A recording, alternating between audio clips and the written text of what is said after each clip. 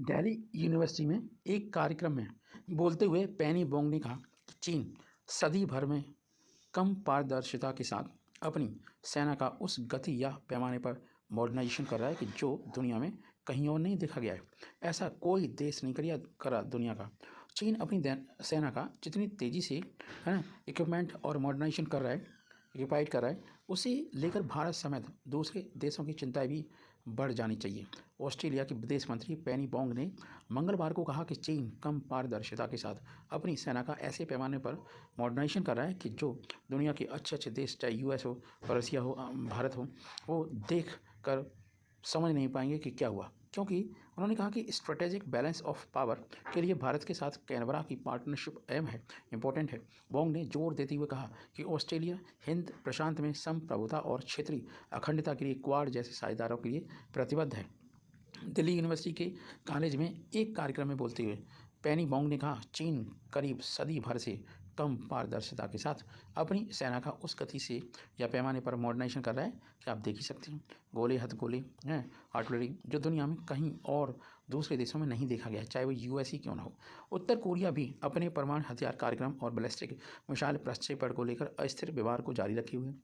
उन्होंने ये भी कहा कि डीयू के श्री राम कॉलेज में स्टूडेंट से बातचीत के दौरान कि ऑस्ट्रेलिया विदेश मंत्री ने स्वतंत्र और खुले भारत प्रशांत क्षेत्र के लिए पार्टनरशिप की अपील की। इससे यह सुनिश्चित होगा कि यहाँ किसी भी शक्ति का प्रभुत्व न हो। यह ऐसा दृष्टिकोण है जो संप्रभुता पर आधारित है।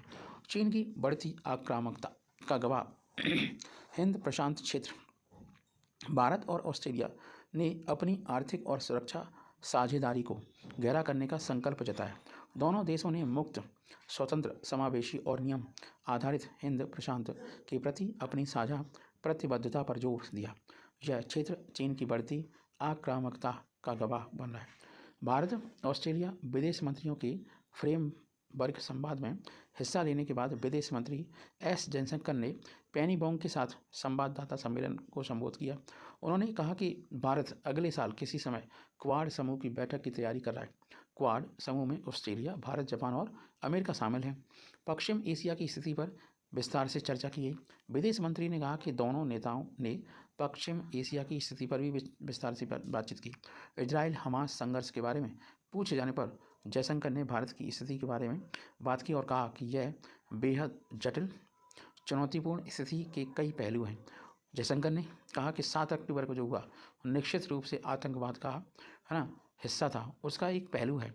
और राष्ट्रीय और अंतर्राष्ट्रीय समुदाय के रूप में हम यही सोचते हैं कि हमें आतंकवाद पर कभी समझौता नहीं करना चाहिए। हमें इस बारे में स्पष्ट होना चाहिए। इसलिए वह एक मुद्दा है और इसमें बंधकों का मुद्दा भी शामिल है। जय हिंद, जय भारत। क्या आप जानते हैं हूती विद्रोहियों को सबसे खूंखार संगठनों में गिना जाता है। ये शिया बहुल्य समाज से आते हैं।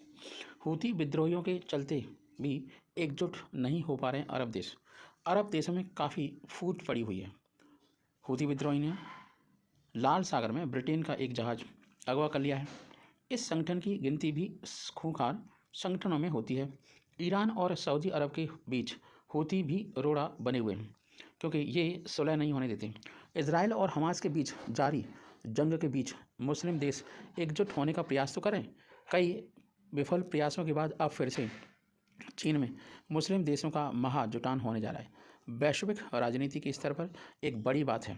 बता दें कि इजराइल के आसपास मिस्र, जॉर्डन, लेबनान, सीरिया, इराक, तुर्की, ईरान, मोरक्को, सऊदी अरब, कुवैत, फ़लस्तीन, सूडान और ट्यूनीशिया जैसे देश हैं।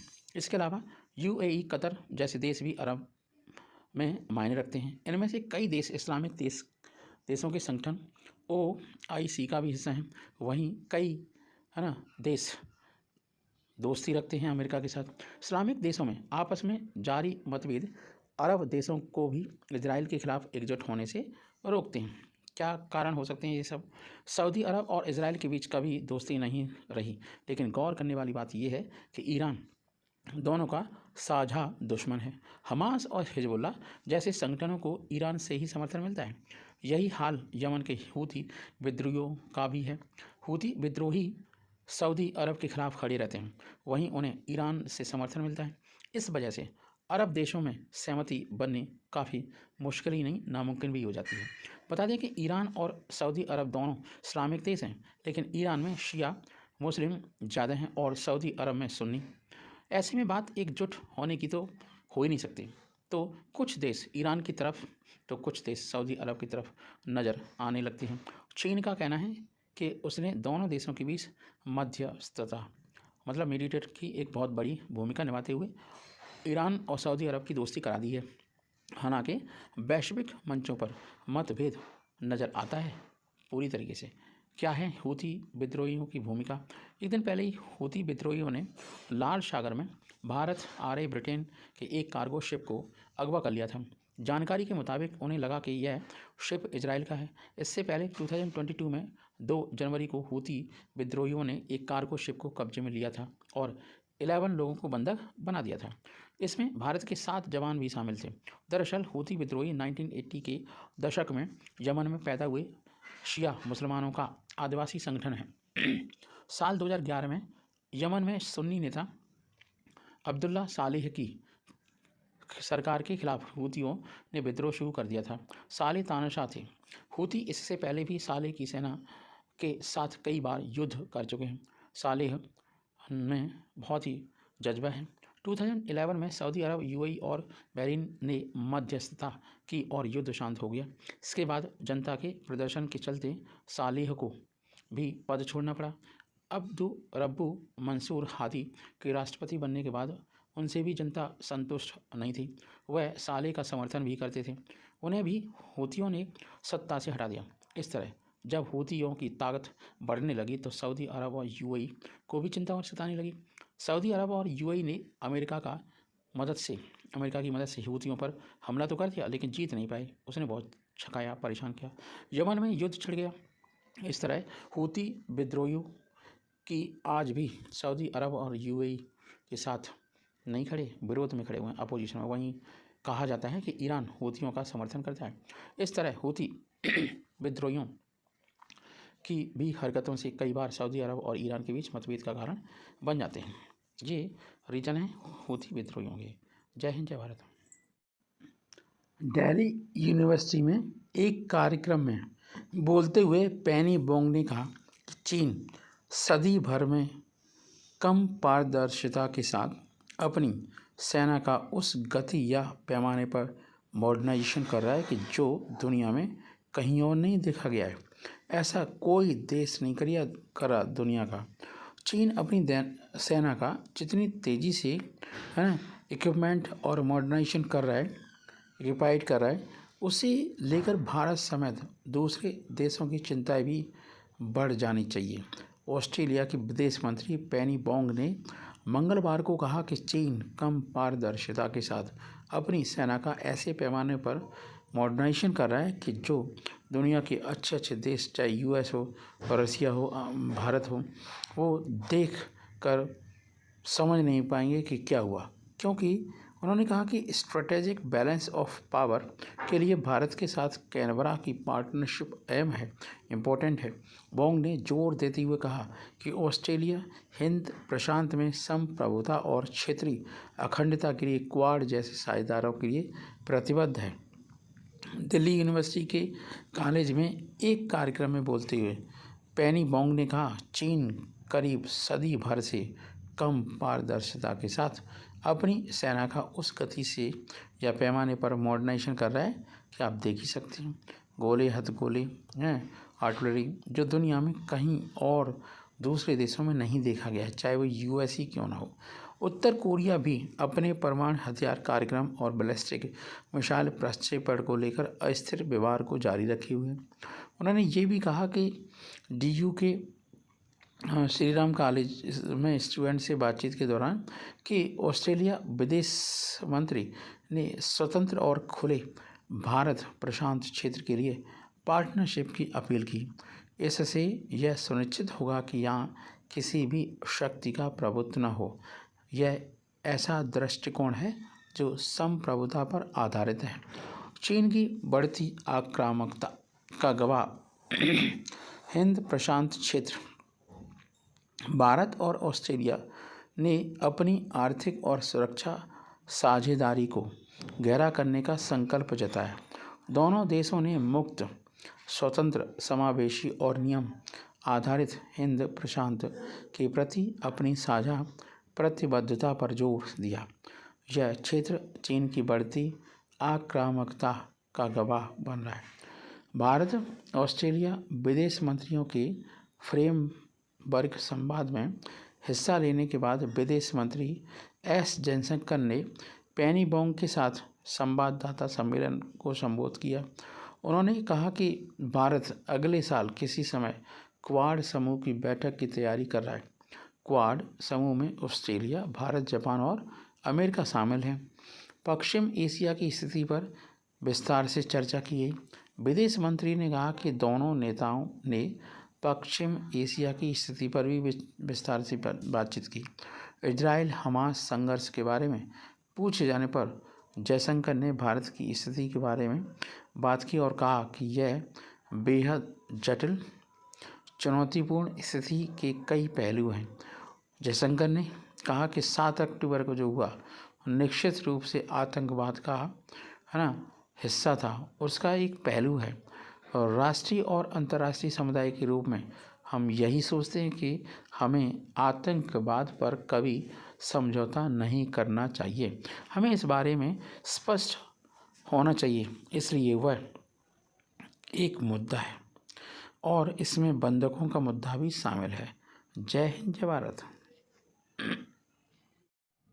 आज एक इंटरनेशनल लेवल पर बहुत ही बड़ी डेवलपमेंट हुई है। आपको बता दें कि ब्रिक्स देशों की गाजा युद्ध और इजराइल को लेकर आज असाधारण बैठक होने जा रही है। इस बैठक से भारतीय प्रधानमंत्री नरेंद्र मोदी ने किराना कर लिया है। और आपको बता दें, अर्जेंटीना ने तो यहाँ तक कह दिया है कि जो भी ब्रिक्स का पार्ट होगा वो हमारा पूरा सबसे बड़ा दुश्मन है, क्योंकि वो वहाँ पर अभी क्या हुआ है, इलेक्शन हुए और वहाँ का राष्ट्रपति या फिर जो भी शासन में आए हैं लोग, वो प्रो यूएसए हैं। वहीं चीन के राष्ट्रपति शी जिनपिंग के रुख पर सबकी नज़रें रहेंगी, क्योंकि चीन आप जानते हैं वो पूरा पासा बदलना चाहता है। वो यूएसए से आगे निकलना चाहता है। हालांकि यूएसए और चीन की अर्थव्यवस्था में काफ़ी बड़ा डिफरेंस है। भारत ब्रिक्स के अन्य देशों के रुख से सहमत नहीं है, क्योंकि ज़्यादातर देश इजराइल की उस चीज़ पर तो आरोप लगा रहे हैं, लेकिन हमास ने जो किया 7 अक्टूबर पर, उस पर सबके मुंह में दही जम गया है। वो इस पर कोई कुछ बोलने को तैयार नहीं है। इजराइल की गाजा पट्टी पर भीषण हमलों के बीच ब्रिक्स देश आज 21 नवंबर को एक वर्चुअल शिखर सम्मेलन करने जा रहे हैं। आपको बता दें कि इस बैठक को ब्रिक्स प्लस नाम दिया गया है। इस शिखर सम्मेलन में इजराइल हमास युद्ध और सीज फायर जो होने वाला है उसी लेकर के दबाव डालने पर चर्चा होनी है। इस बैठक से पीएम मोदी ने किनारा कर लिया और उन्होंने बिल्कुल भी हिस्सा नहीं लिया है, क्योंकि इंडिया में भी कश्मीर में जो आतंकवादी गतिविधियाँ होती रहती हैं उस पर चाइना हमेशा चुप्पी साध लेता है और आज उसे बड़ा फ़ायदा होने वाला है, उलटफेर होने वाला है। तो एकदम से कह सकते हैं लीडर बन के उभरा है। इस बैठक को दक्षिण अफ्रीका के राष्ट्रपति सिरिल रामाफोसा आयोजित कर रहे हैं और यह ऐसे समय पर होने जा रही है जब एक दिन पहले ही ब्रिक्स के सदस्य देश चीन के विदेश मंत्री ने अरब और मुस्लिम देशों के साथ इजराइल को लेकर अहम बैठक की है। बताया जा रहा है कि भारत इजराइल को लेकर ब्रिक्स देशों के रुख से सहमत नहीं है, बिल्कुल भी वास्ता नहीं रखता है। रिपोर्ट्स के मुताबिक, रिपोर्ट की बात करें तो भारत की ओर से कहा गया है कि पीएम मोदी चुनाव प्रचार में जो आपका पूरे भारत में 2024 में चुनाव होने वाला है उसके चुनाव प्रचार में रैलियां कर रहे हैं और इसी वजह से उनकी जगह पर विदेश मंत्री एस जयशंकर ब्रिक्स की असाधारण बैठक से डिस्कशन कर सकते हैं और इसमें हिस्सा ले सकते हैं। बताया जा रहा है कि भारत ब्रिक्स के अन्य देशों के इजराइल को लेकर रुख से सहमत नहीं है। दरअसल इस बैठक में दक्षिण अफ्रीका, रूस, भारत, ब्राज़ील और चीन के नेता गाजा युद्ध को लेकर अहम बैठक करेंगे। भारत को छोड़कर अन्य देश इजराइल की गाजा पर बमबारी खुलकर जो हो रही है विरोध कर रहे हैं। भारत इससे सहज नहीं पा रहा है, क्योंकि पीएम मोदी ने खुलकर हमास के हमले को आतंकी हमला करार दिया था। अब इजराइल पर चीन खेल रहा है बहुत गंदा खेल। यही नहीं, भारत का रुख अमेरिका और अन्य पश्चिमी देशों के रुख से मेल खाता है। भारत ने अभी तक इजराइल से सीज फायर की मांग बिल्कुल नहीं की है, क्योंकि गाजा में जो हमास बैठा हुआ है उसने इजराइल में किया था 7 अक्टूबर को, उसका बदला तो इजराइल को लेना चाहिए ना। वहीं ब्रिक्स प्लस के अन्य सभी देशों ने इजराइल के सीज फायर के पक्ष में वोट कर डाला है। माना जा रहा है कि इस असाधारण बैठक में चीन के राष्ट्रपति शी जिनपिंग, रूस के राष्ट्रपति व्लादिमीर पुतिन, ब्राज़ील के राष्ट्रपति लूला दा सिल्वा और संयुक्त राष्ट्र के महासचिव एंटोनियो गुटेरेस हिस्सा लेंगे। चीन ने हमास और अरब देशों के सुर में सुर मिलाते हुए गाजा में सीज फायर की मांग कर डाली है। यही नहीं, अरब देशों के साथ चीन की अहम बैठक भी हुई है। वहीं हमास ने अभी तक इजरायली बंधकों को नहीं छोड़ा है। भारत ने अभी तक इजराइल के गाजा में हमास के ठिकानों पर हमले की निंदा नहीं की है। भारत ने संयुक्त राष्ट्र महासभा में इजराइल पर हुए मतदान में भी हिस्सा नहीं लिया था। ब्रिक्स की यह बैठक ऐसे समय में हो रही है जब एक दिन बाद G20 की वर्चुअल बैठक होने वाली है।